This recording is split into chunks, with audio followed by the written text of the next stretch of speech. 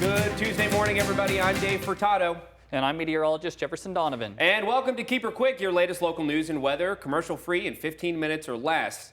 Jefferson, let's jump right over to weather, though, because it was hot. Last week, you said we were going to hit our first 100-degree day. Now we've hit another 100-degree day, breaking records, right? Yeah, yesterday was the hottest day of 2025 so far by a long way, and we did set several records in our forecast area. For the Tri-Cities, we unfortunately did fall 1 degree short of those daily record temperatures. We hit 103 degrees yesterday in the Tri-Cities instead of that 104-degree mark that was set all the way back in 1918. But for Yakima, Walla Walla, Ellensburg, and Hermiston, we did break daily records. In fact, in Hermiston, that daily record was also set back in 1918, so that record that stood for over 100 years is no more. Now, as we look at our weather headlines today, it is going to be another sizzler on this Tuesday. Not quite as hot as yesterday, but still, temperatures are trending about 20 degrees above average. There will be periods of breezy wind today and tomorrow, bringing heightened fire danger, but then there is going to be a late week cool down. We'll talk more about all three of these weather headlines coming up.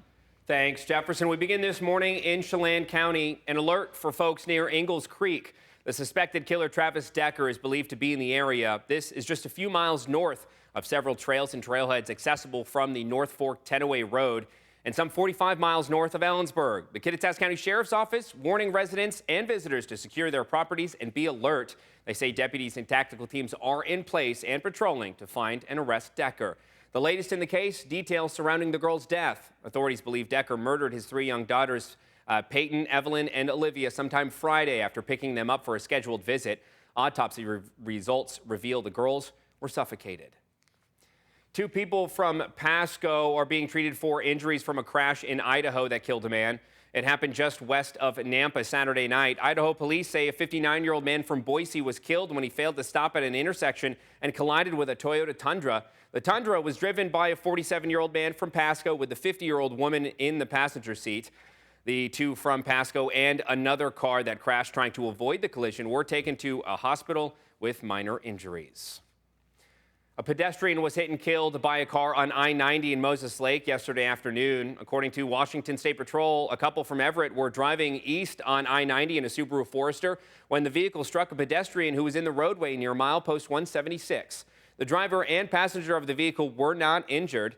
The State Patrol says charges are pending and the incident is still under investigation. And a man who admitted to being at a bar before being involved in a crash is now facing vehicular homicide charges. The crash happened at around 4:45 Friday morning on the Yakima Valley Highway. According to Sunnyside Police, the driver of a Chevy Colorado pickup crashed into the rear end of a Honda Civic, crossed the intersection, and then crashed into a Nissan Altima. The driver of the Civic was killed. The driver of the pickup is now facing vehicular homicide and vehicular assault charges. Toppenish Police and Washington State Patrol are asking for your help locating 73-year-old Joan Papantonu.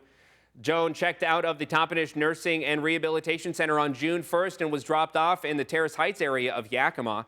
The person who dropped Joan off at last had contact on June 4th by phone. Joan uses a wheelchair, and TPD are asking for anyone with information regarding her whereabouts to contact 911.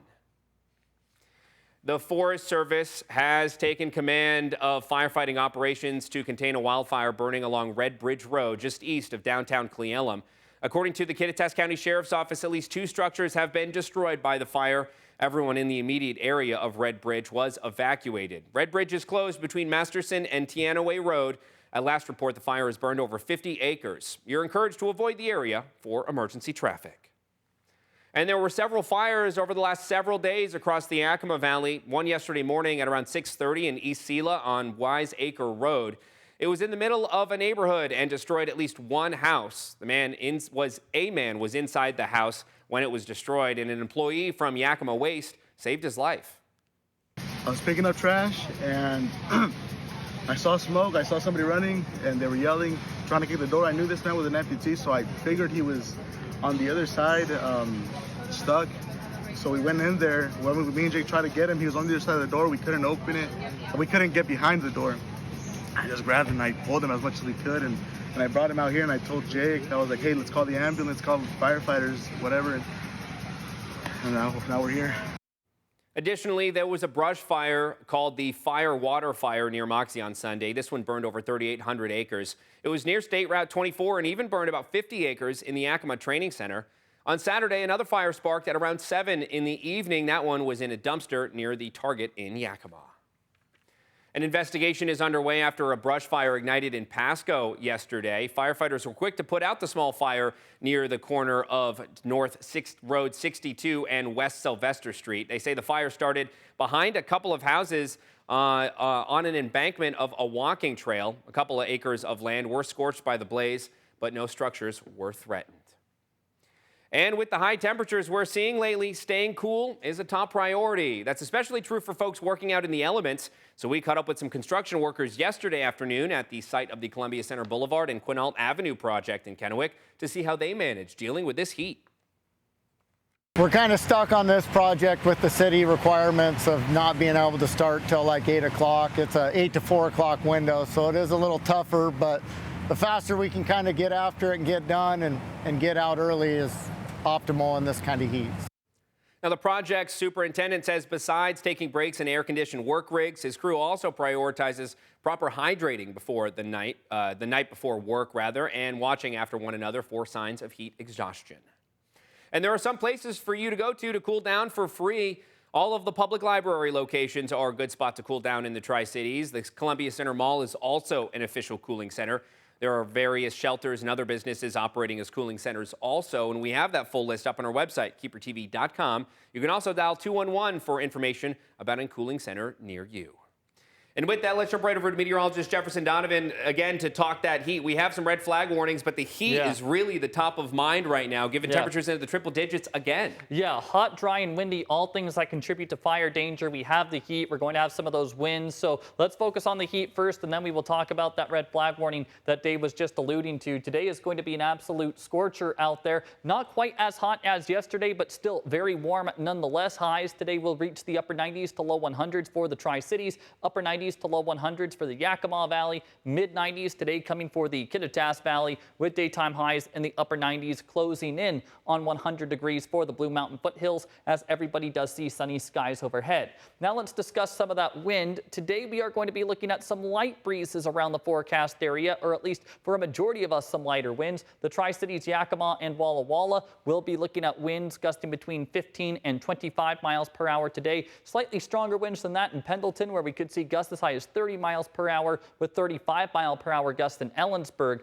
And then as we go into tomorrow, winds are going to be a bit stronger. We will see gusts between 20 and 30 miles per hour for the Tri-Cities, Yakima, and Walla Walla on Wednesday. Gusts could reach 35 miles per hour tomorrow in Pendleton, with gusts as high as 40 miles per hour tomorrow in Ellensburg. Now, for the time being, the red flag warning that you can see on your screen encompasses all areas in these pink colors, and this red flag warning does go only until 8 p.m. this evening. However, with the wind scenario that we will be looking at tomorrow that we just discussed, it would not surprise me if we do see another red flag warning issued for tomorrow, or if this red flag warning is just extended through tomorrow and maybe even into Thursday. Now let's look at the storm tracker futurecast through today. There are going to be a number of thunderstorms that form just to the south of our region, but some of these could try to move into extreme southern Umatilla County. So for folks in Ukiah, you might want to keep an eye out for the potential for dry thunderstorms this evening. The rest of the area staying calm from a thunderstorm perspective. And then tomorrow, we could be looking at some showers and thunderstorms primarily on the Oregon border